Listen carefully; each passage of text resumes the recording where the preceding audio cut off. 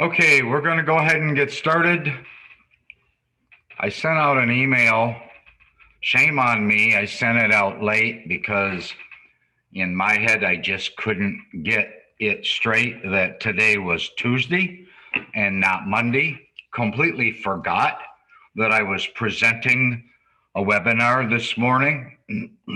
So, needless to say, I forgot to send out the invites until a couple hours ago. So, and then on top of that, the invite said 8 ways to build trust and credibility. But the fact of the matter is, I actually had 13 ways to build trust and credibility. And although this is really directed at sales and marketing people, it really applies broadly to, excuse me, many different organizations or different people. I apologize, my voice keeps going in and out.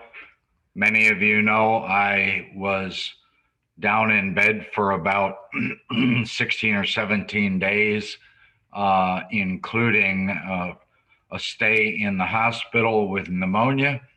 So my voice keeps squeaking out every once in a while. My motivation or my goal in presenting 13 ways to build trust and credibility was so that you as marketers, often on your very first visit to a client, you're an unknown. They have no clue whether you're a good person, a bad person, whether they can trust you, or whether they need to run as fast as they can away from you. And in doing so, in building that trust and credibility, my goal would be to help you create a client for life because you are so comfortable with building that trust and credibility. Now, all right, it says look them in the eye. I'm not really advocating that you as a marketer get nose to nose and that close with your prospect or your client.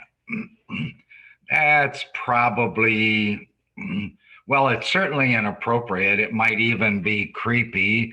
And it maybe even could get you kicked out of the office or arrested or who knows what. But so many times we talk with people who just don't have the integrity or the legitimacy to look you in the eye. And I don't want you to be that person that doesn't look them in the eye. You have to look them in the eye, not nose to nose, not an inch away from each other, but you've got to have eye contact, because the absence of eye contact in our society, in our world today, means you're probably not trustworthy. There's probably something you're hiding. What you're saying might be shady or sketchy or questionable. So please think about the process of when you're engaging with them, when you're interacting with them. Think about looking them in the eye. Another really great way to establish credibility and trust, and even ahead of you actually going in and engaging with a prospect or a client, is to create the aura around you that you are a thought leader. People ask me fairly often, what exactly do you mean, or what exactly is the concept of a thought leader? A thought leader, I'm going to try to put this in relatively simple terms, a thought leader is obviously someone who is a leader, but leading in a specific genre or leading in a particular thought process or a leader in a particular belief or theme or idea. I have, over the past 20 some years, more than 2 decades, worked very, very hard because I was taught this early on.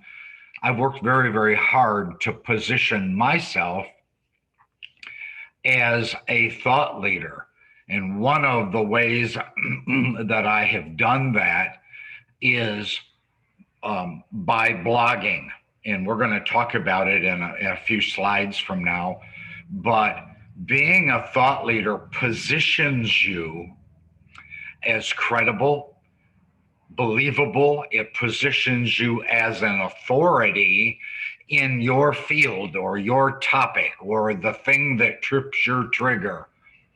And being a thought leader, when that's already in place, you have the benefit of very likely some of your clients, some of your prospects already knowing that.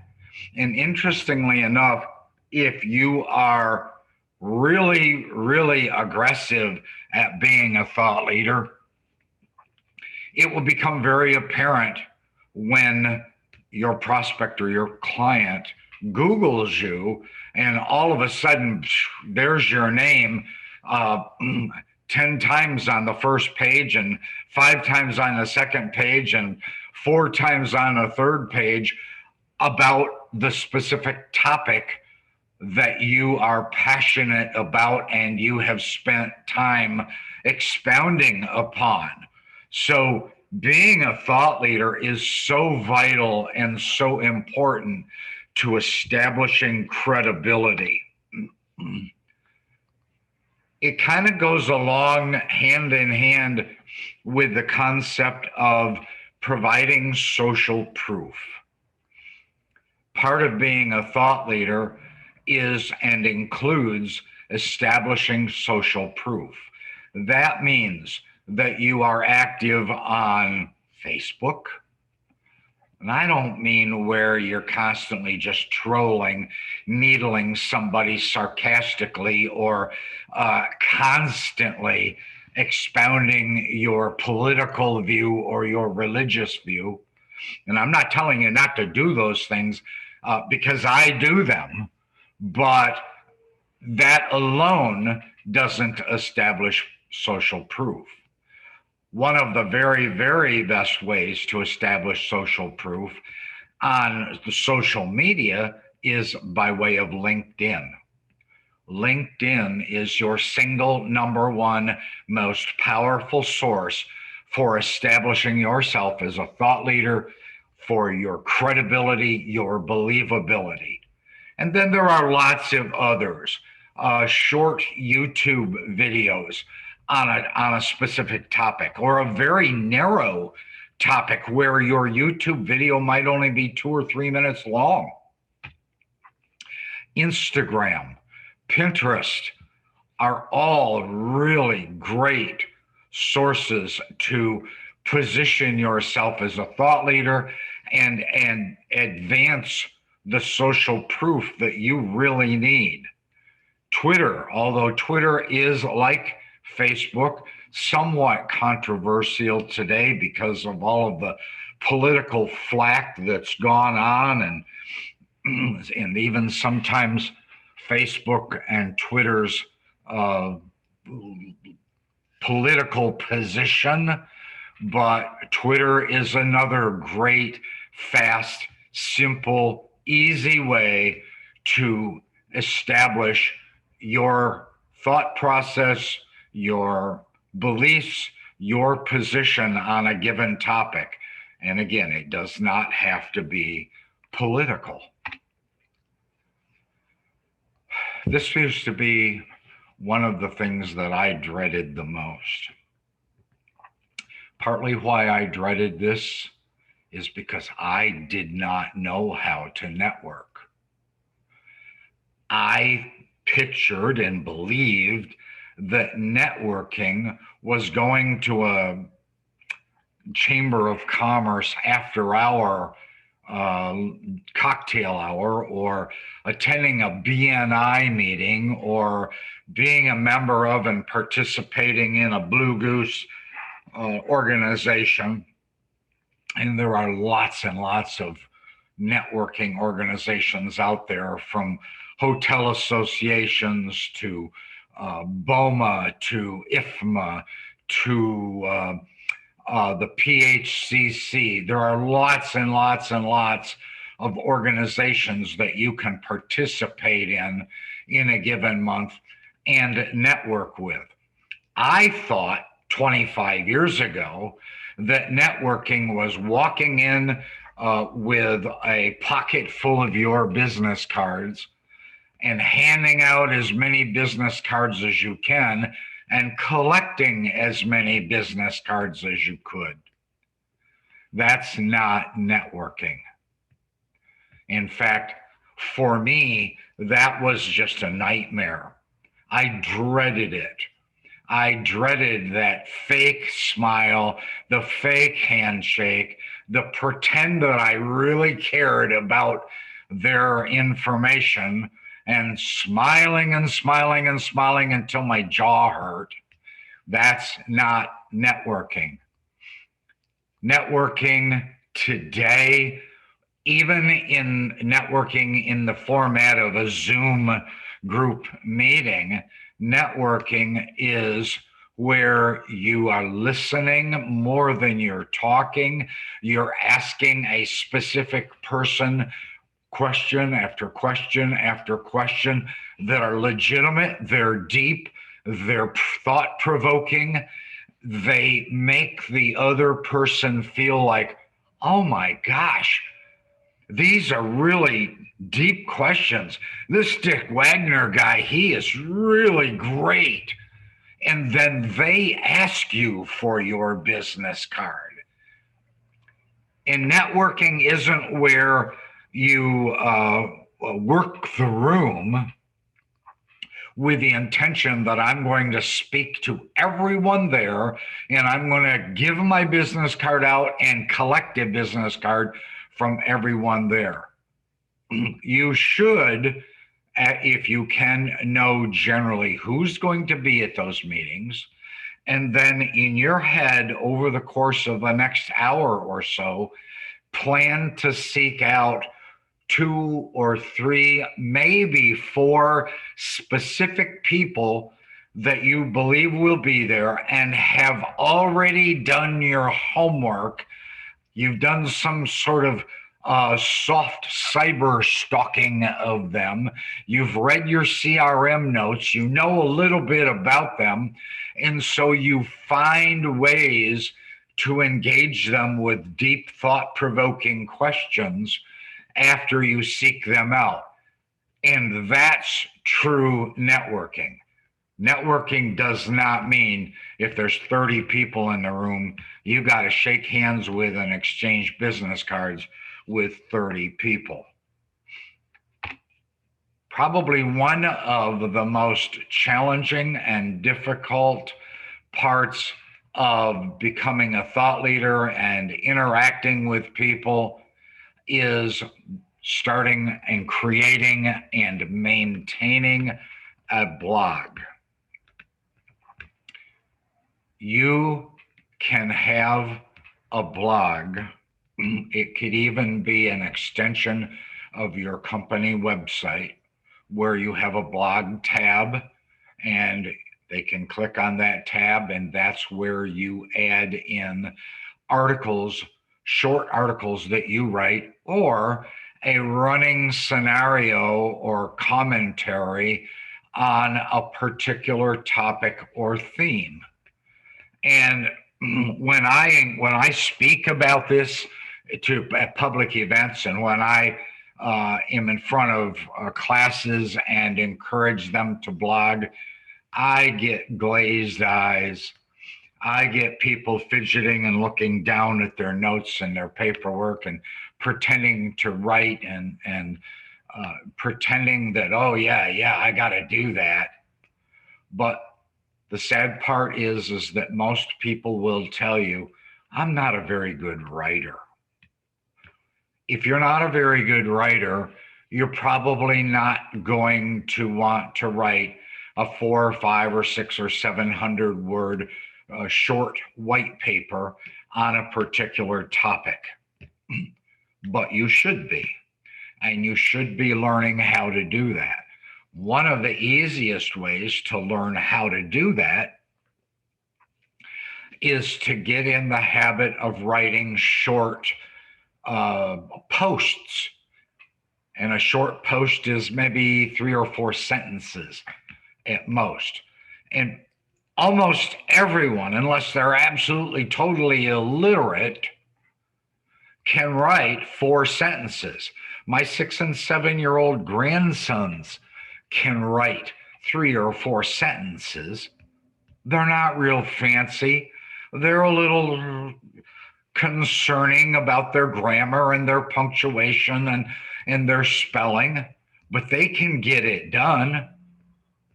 So there is absolutely no reason why an adult can't write 3 or 4 sentences on a specific topic. I feel like a broken record on this, but I have been blogging for 12, 13, 14 years. The AskDickWagner.com website has hundreds upon hundreds of blog articles on it. 99% of those I have written.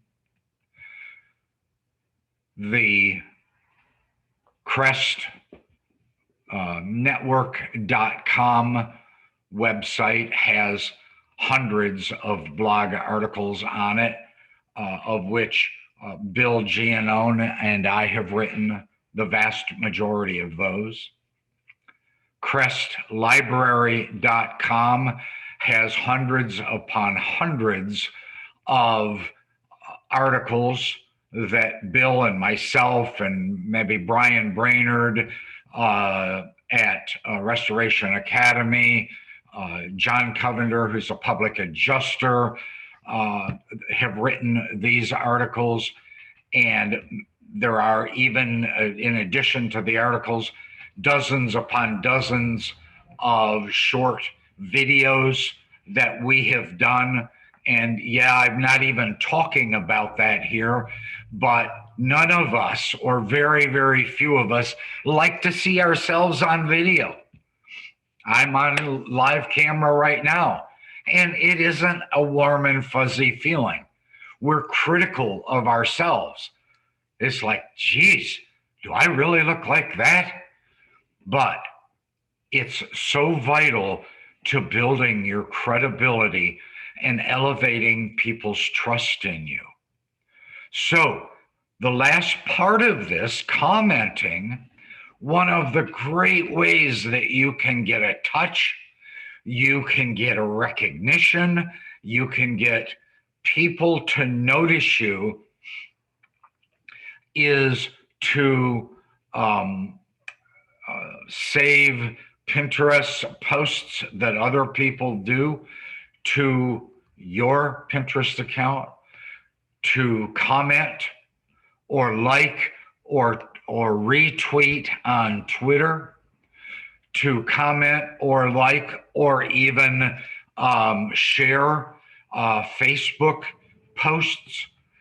These are all extremely valuable ways for you to get recognized, to elevate your credibility and people's trust in you, and for people to see you, for you to have exposure and visibility, because that is so vital to recognition, especially people thinking of you as a thought leader.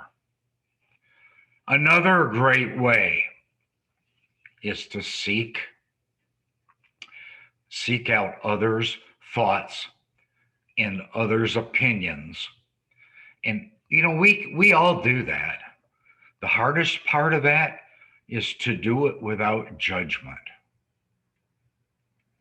I ask my grandson for their thoughts or opinions on something relatively simple, and yet as an adult, I probably already have some preconceived opinion of not only what they're going to say, but whether I think what they're going to say is right or wrong. And we have to get over that. We have to get past that.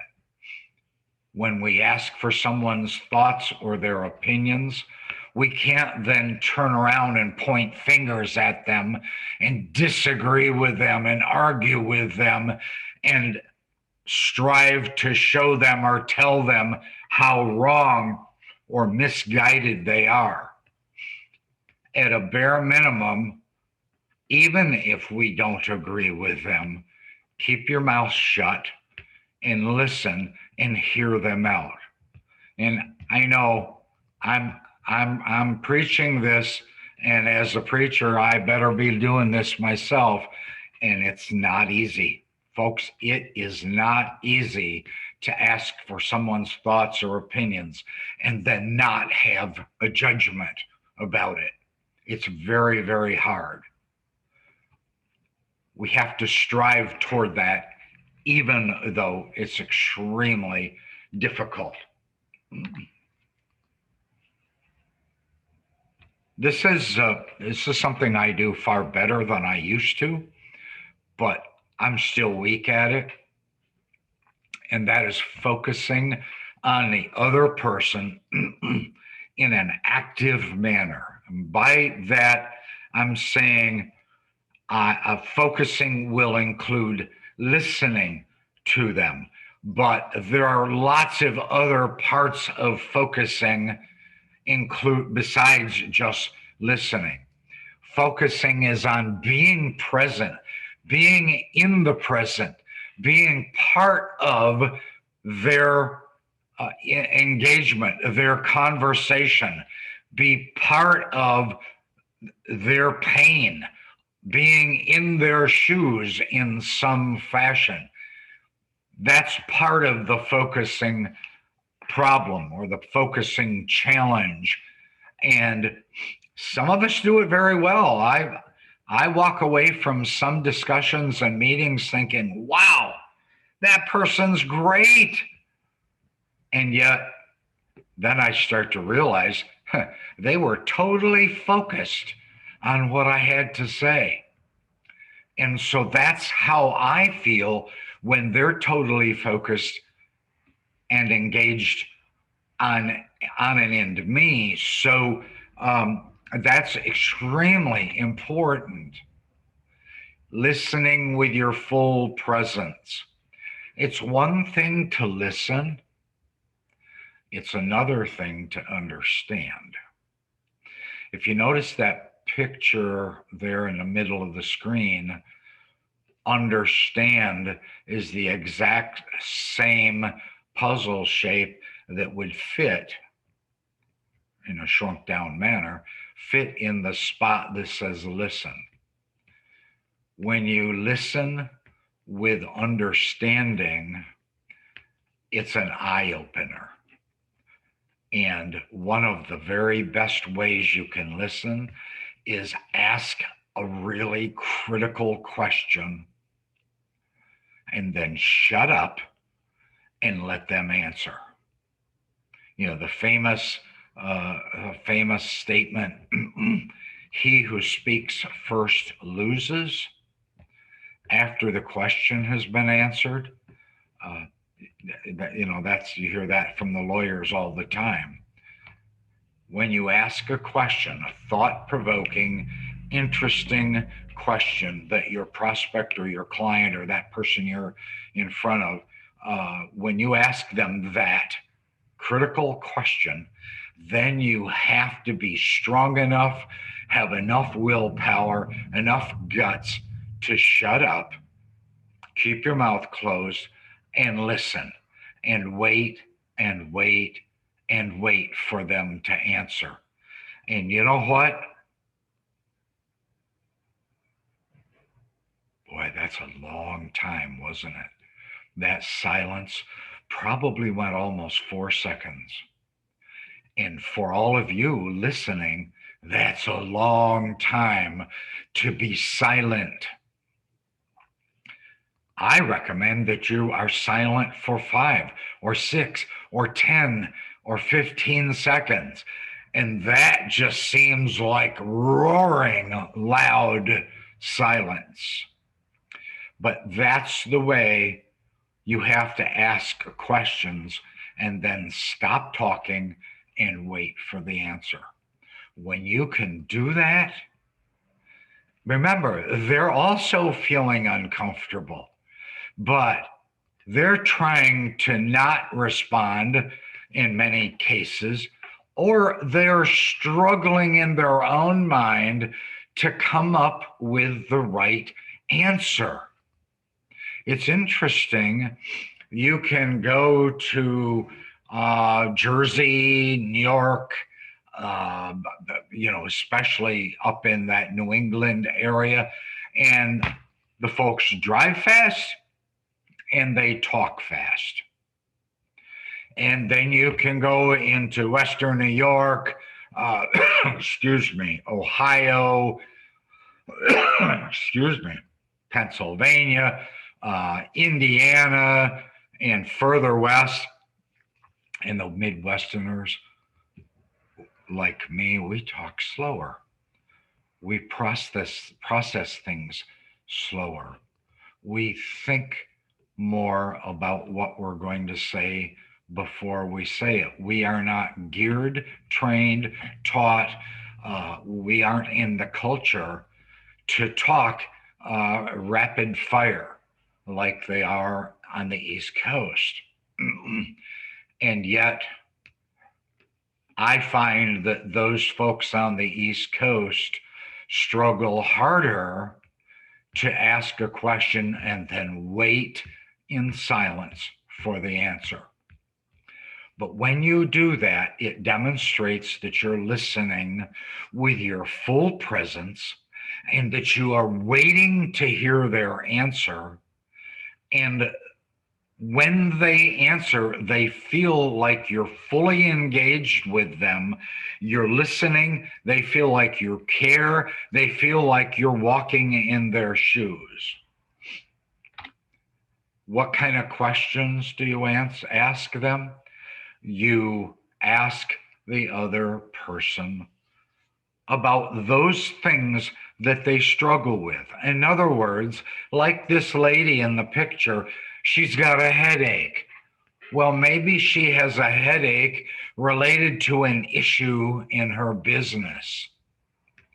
When you ask them about their challenges, their headaches, their business problems, their issues, their struggles, their frustrations, those are the kinds of things that elevate you.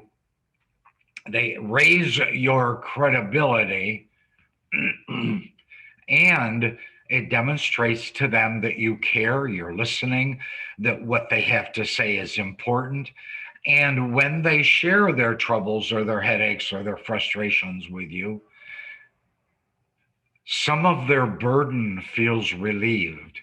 Their burden feels lifted. They don't feel like all of the weight is on their shoulders anymore. They feel like they've shared a little bit of it with you. And that's really a great way to elevate your credibility and build trust with your client.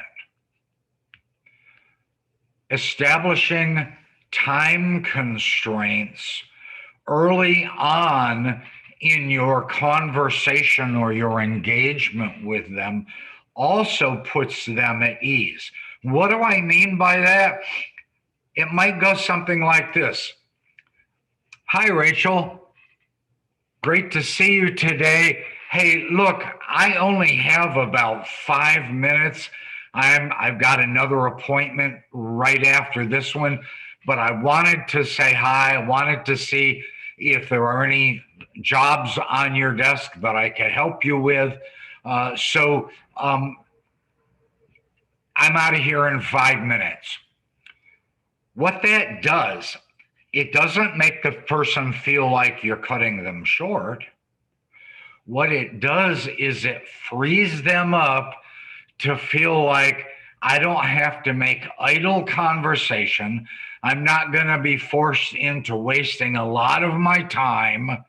I can tell them what I want to say, knowing that they're only going to bug the crap out of me for 5 minutes. They've already told me what their timetable is. And so establishing how much time you have to spend with them at the beginning puts them at ease. You're presenting a commercial pre-disaster program to somebody. You and I know that it takes 15 minutes to go through that 3-ring binder. But when you say to them, thanks so much for meeting with me, I felt that this was extremely valuable to share with you, and I think you will agree that it's really a very useful service, but I'm only going to spend 15 minutes. At 15 minutes, you can tap your watch and tell me, hey, we're done, because I'm going to commit myself to staying at 15 minutes. When they schedule an appointment with you and they know, and you state right up front, the time frame by which you're going to present and then get out of their hair, really relaxes them. It makes them feel comfortable. Once again, it elevates your credibility. They feel a greater level of trust with you. I don't know, all of those of you that can see me on the video here, but raising your hands, holding your palms open, holding them face up, and smiling is a powerful gesture. It's a powerful expression of who you are. It tells them by holding your hands up and face up that you are credible. It tells them you are trustworthy.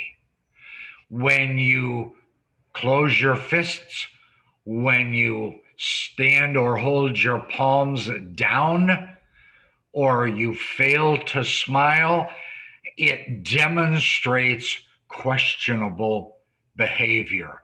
People are skeptical.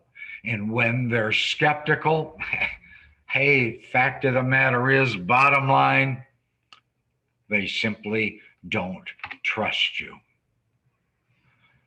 When you respectfully and politely and succinctly clarify your goals, you elevate your integrity, you demonstrate your honesty, you gain respect, and you enhance the overall ethics of your interaction with that client. And you know, this is really hard. There was a school of thought out there. I'm going to go back 15, maybe 20 years, where they taught you don't ever get into a situation where you ask them questions that they can say no to. The concept or the theory 20 years ago was, if you say, is there any work on your desk that I can help you with? You're setting yourself up for them to tell you no. And no is a negative word.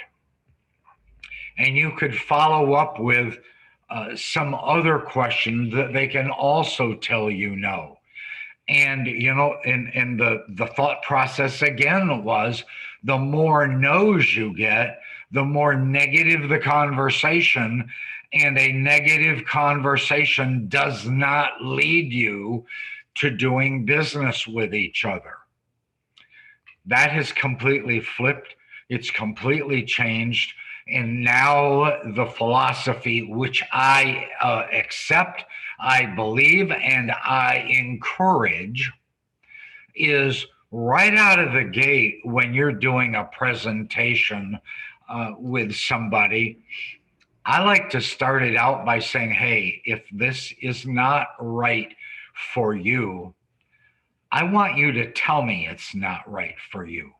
I want you to tell me no. You know, Dick, it sounds quite interesting. It sounds kind of neat, but in my current circumstances, my situation right now, I've got to tell you, no, I don't think this is appropriate for us at this time.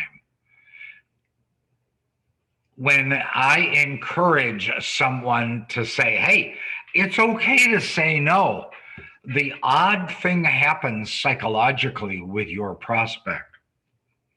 The minute you tell them it's okay to say no, they suddenly don't feel any restrictions. They are suddenly not trying to figure out their objections. They're suddenly not trying to line up their 10 reasons how they're going to argue with you about how to stop you from trying to close them. All of that goes away when they know at the end of the presentation they can simply say no, and you're okay with them saying no. They're unencumbered, they're free, they're relaxed, they feel like, wow, yes. And the other aspect of that is they listen intently. They listen without constantly trying to line up their objections. And almost always, not in every case, but so often, they're listening far more intently. And interestingly enough, many, many times when you've told them it's okay to say no, they often, at least 50% of the time, they're going to say yes, simply because they heard what you were saying and what you presented. So it's okay to tell them that it's okay for them to tell you no. I encourage you to try that in your sales and marketing strategies. This has been a relatively short presentation. I realize I'm starting to lose my voice again. So fortunately, we are at the end. Thank you so much for watching the Tuesday Morning Crest webinar. I'm Dick Wagner. Be sure to reach out to Bill Giannone or myself. We look forward to talking with you soon. Don't forget to check out the Crest Library, and we'll see many of you at the next Commercial Marketing Specialist course. Bye-bye.